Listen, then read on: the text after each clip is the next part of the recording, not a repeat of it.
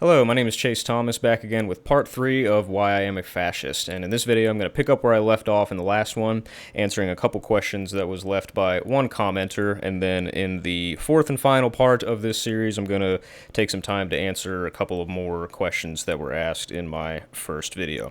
How do you square wanting to use militarism to create a safe nation with the existence of ICBMs? Well, I want to start off by pleading ignorance and saying that I don't know what an ICBM is. I assume it's something beyond the capabilities of a regular soldier. But anyway, I read The Guns of August recently, also don't know what that is, and to be honest, the version of militarism and a safe nation you describe seems about 100 years out of date to me. I mean, shit, this attitude wasn't even enough to prevent World War I. So, I don't quite understand the question. I guess if I'm reading it correctly, the question is possibly we're living in such a technologically advanced time, and modern warfare is pretty much completely changed forever, and it's beyond the means of mere foot soldiers. So how is it possible? If that is indeed the question, I would just say. No matter how much military technology advances, every nation still needs to strive to have the best military possible and create the safest nation possible. So yeah, I mean, it doesn't matter, how many big tanks and how many Air Force drones and other means of insane warfare that we have now. I mean, you still have to try to keep your people safe. And something that I wanted to add to that, one of the truest things that I have heard recently is the only guarantee of power is that someday you will lose it. So, I mean, the reality is that it doesn't matter how big and strong your military gets. I mean, at some point, it's probably going to fall. I mean, the Roman Empire was the strongest nation in the world or the strongest empire in the world for how long, and they still fell. So that can be applied across pretty much any empire in human history. So I am not advocating at all for like an eternally glorious or 1,000-year Reich or anything like that. All I'm saying in regards to fascism is that we need to have a strong military and we need to have a strong nation. That is number one. So yeah, that's how I would answer that. Do you have any vision of the future, even if it's the far future, of humanity as a species living together in relative harmony and cooperation across the globe? Or is the best you got a bunch of isolationist states barely tolerating each other with ruinously expensive self-defense forces and nuclear arsenals on a hair trigger? That's a pretty big question. If the question is, do I see, some kind of utopia in the near future? No, obviously not. I think that the globe is headed for World War III. I mean, I think World War III is all but imminent at this point, and I think it's going to make World War II look like a walk in the park. So, I definitely don't see us all, holding hands in utopia anytime even remotely soon. But I do think that we as a nation need to strive for the best possible society that we can have. So yeah, that's pretty much all I got for that. I don't see any relative harmony or cooperation across the globe. As a matter of fact, I see exactly the opposite. But I think that in order to get to a place of relative harmony and cooperation, well, you kind of have to go through the shitstorm first, And whether or not that will actually come out of the shitstorm, I don't know, but I mean, we're not avoiding the shitstorm. I mean, like I said, World War III is coming whether you like it or not, and everyone says, oh, no, it's not coming, Civil War is not coming, World War III isn't going to happen. That is nonsense. Anybody that tells you that is just full of crap. I'm sorry. It's coming, and it sucks, but it's going to happen. Can you conceptualize any example where a person from lower classes might criticize the behavior of the upper classes, without it secretly being them just jealous? And why do you find this possibility so unlikely? I don't find the possibility unlikely. I touched on that in part 2, because I think that question was pretty much already asked. But again, no, I don't think that that the upper classes should not be criticized. I think that, and it's not always just jealousy and bitterness from the working class. Sometimes it is, in fact, the upper class exploiting and taking advantage of the working class. And in that case, like I said in part 2, I think that the working class has a responsibility to rise up and stand up against their oppressors. Absolutely. But oftentimes we can't really ignore the fact, like especially today, and all the working class jobs that I've had over the years, everyone is just bitter. All they ever talk about is the rich this and the rich that, and they just take advantage of us and blah blah blah. It's like that's not really the case. That's kind of just how society operates. And I know that everyone is going to hate hearing me say that, but like, I'm a working class guy. I'm not rich. I'm not in the upper class by any means. I'm not even in the middle class.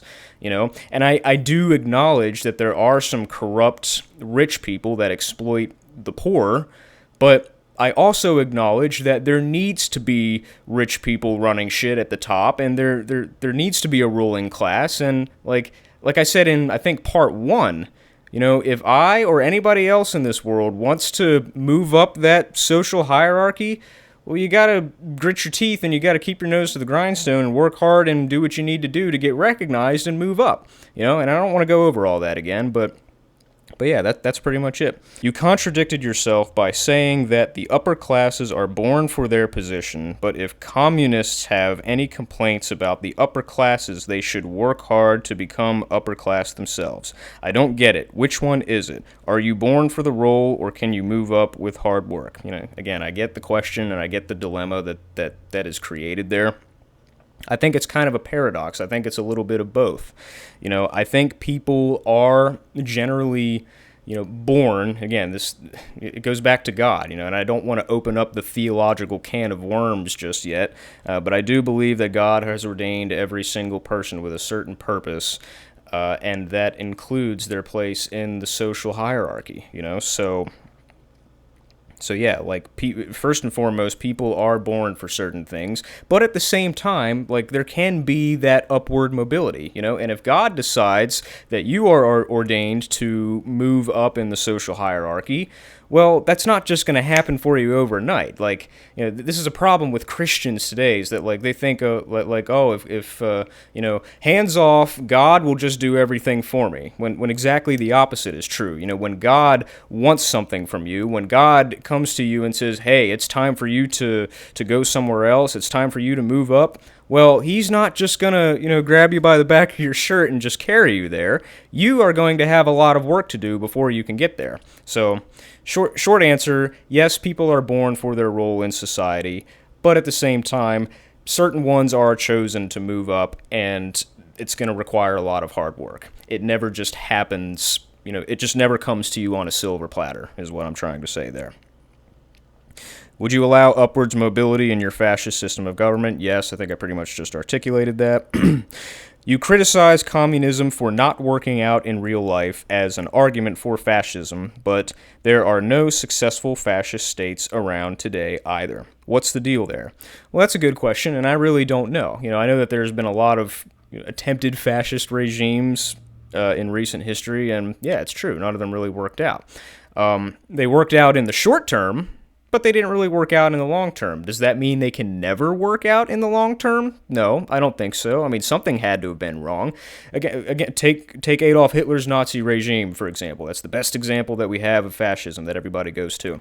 I think the reason why it didn't work out is because, well, Adolf Hitler was a great leader. There's no doubt about that.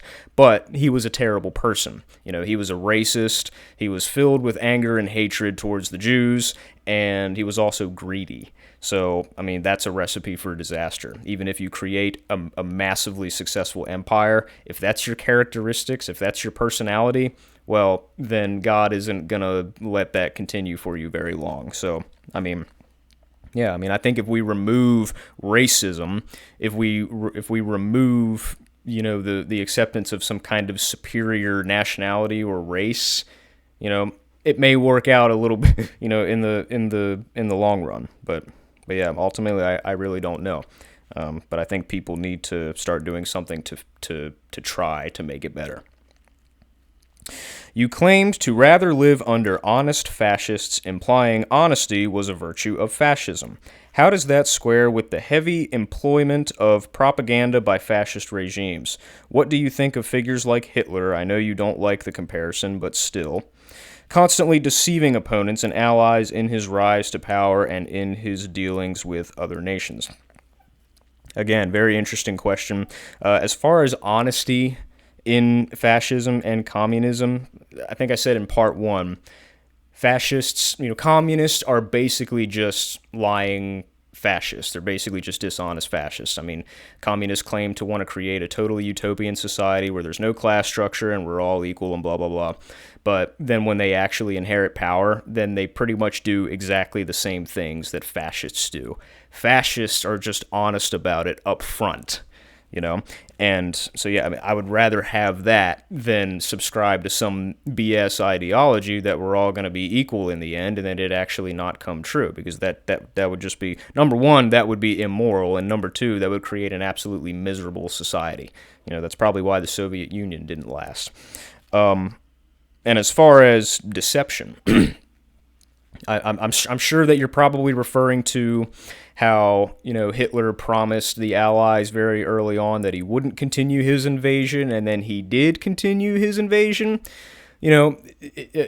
I don't know the nuances of the agreement that was made there, but generally, like in the most basic sense, that's what historians say happened. Is that Chamberlain and whoever else came to Hitler and said, "Hey, Hitler, you're not allowed to invade any further," but then he just went, and then he agreed, and then he just went ahead and did it anyway.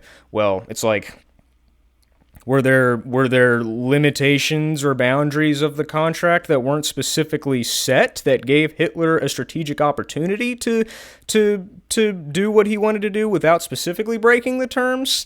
I don't know, but I mean, if that's the case, if that is actually what happened, well, I mean, realistically, there's nothing inherently wrong with that.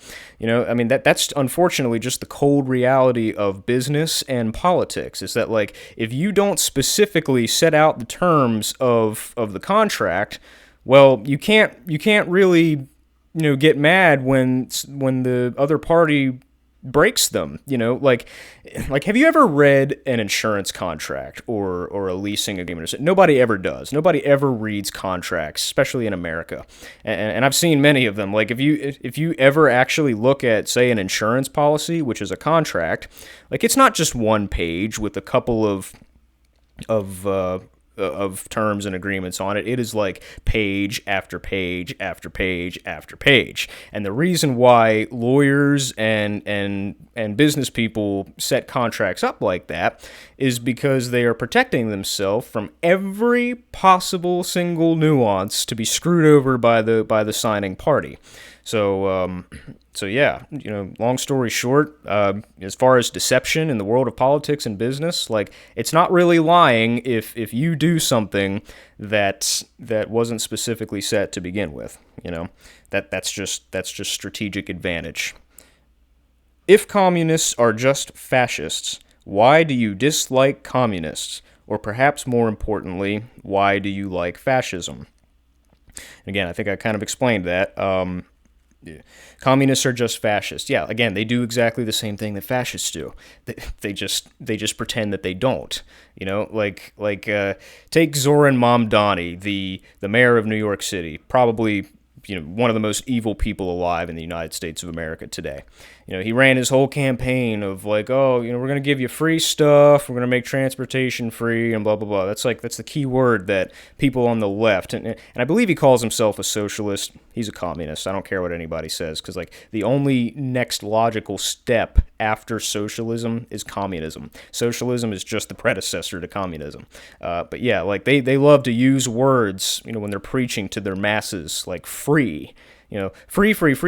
We're going to give you free stuff, or equality. We're going to make everyone equal. Like, there is no such thing as free, and there is no such thing as equal in the way that we understand it in the world of politics. So, that's the reason why I like fascists, because they at least just admit that. There's no such thing as a free lunch. That is a political concept as old as time.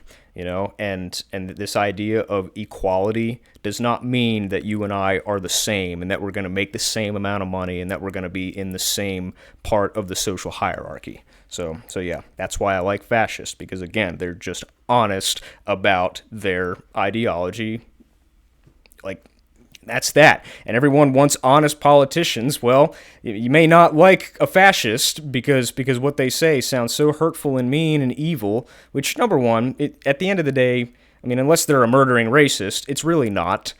And number two, like, they're just being honest. You want an honest politician?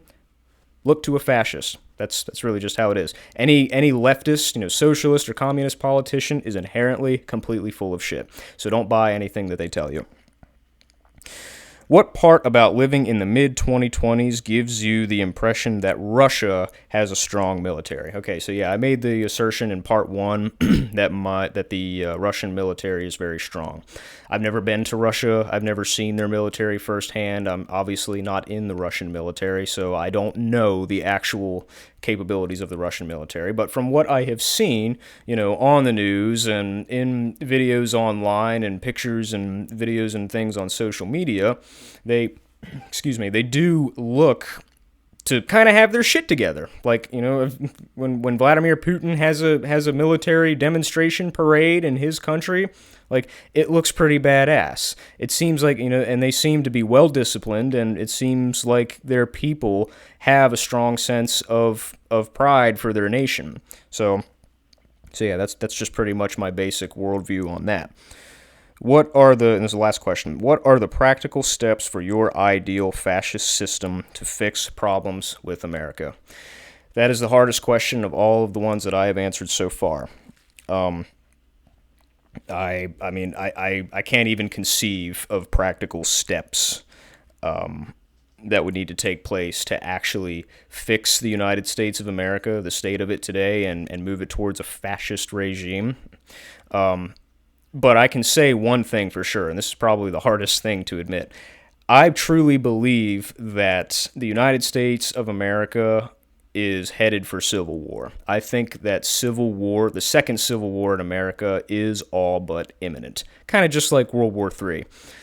All you really have to do, like, you do not have to be a historian or a politician or a scientist or a genius or anything to realize that the state of the United States is absolutely divided and horrible, and both sides are just lining up ready to shoot at each other.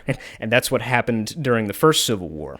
And during the first Civil War, like, exactly what's going on today, both sides, they're not, like, really crossing over. The leftists, the people on the right aren't jumping over to the left. The people on the left aren't jumping over to the right. Maybe a few of them are, but by and large, they are not. As a matter of fact, they are doubling down. They are sticking to what they believe in, and they are just going further and further down their own respective sides rabbit hole.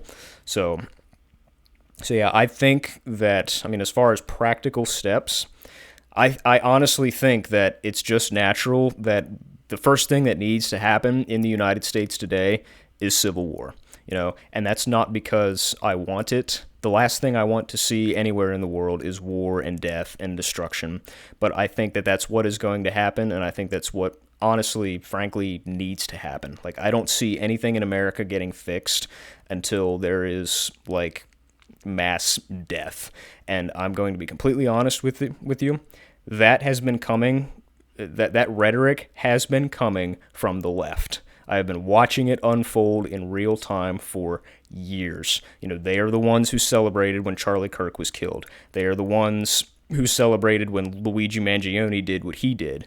They are the ones that are constantly, calling for the death of Donald Trump. Whether they are directly or not, we know that is exactly what they want. And here's the thing. That is what happens when communism starts to take over. Communism is a radical movement.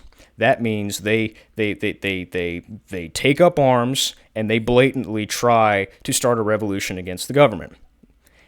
Now, fascism is a reactionary ideology. Communism comes first. The people on the left initiate violence first. Fascists simply respond to it. That is another reason why I prefer fascism over communism, because fascism essentially plays the defense. Communism plays the offense. The communists start the shooting, and the fascists typically respond to it and put it to an end. So yeah, that's what I think needs to happen today. I think that people need to, just admit that they are where they are, that they are going to stand for what they believe in, and yeah, I mean, the hard reality, like, again, just look at the first Civil War. Like, they didn't waver. They, like, the Confederates wanted slavery, the Union wanted to free the slaves, and they were not going to compromise, and they were at a standstill. The Bible says that a kingdom divided cannot stand. The United States of America is divided, and unless we figure it out and get our shit together, we are not going to stand. So yeah, as far as practical steps, I think step number 1, Civil War. It's coming, it's been coming, and it's going to happen. It's ugly, but it's just the truth. All right, that's it for part 3. Thank you for watching. I've got one more part coming where I'm going to answer a couple more questions, and that should wrap it up for my series on why I am a fascist. So if you've enjoyed this, please drop me a like and a subscribe. If you have any other questions, if I did not articulate something perfectly, or if I'm just crazy, please let me know. Leave a comment. Thanks.